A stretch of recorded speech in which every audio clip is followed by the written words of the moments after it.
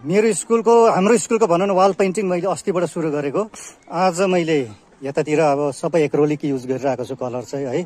अब यहाँ पुगे म आज सक्दिनँ होला, अलमोस्ट मलाई 5 आवर्स लाग्यो यहाँदेखि यहाँसम्मको काम गर्नु।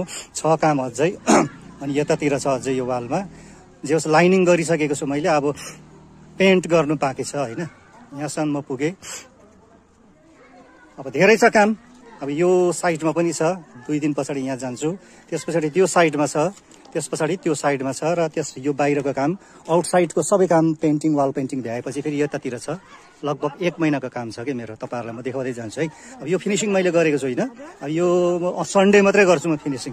त्यस पश्चात म तपाईँहरूलाई म यो देखाउँछु, प्रतिक्रिया दिनु होला, कमेन्ट गर्नु होला कस्तो गरेको छु भनेर है। यहाँ पुगे, आज चाहिँ यहाँ पुगे। अब सन्डेको दिन चाहिँ म यहाँ कन्क्लुड गर्छु। यस्तै छ।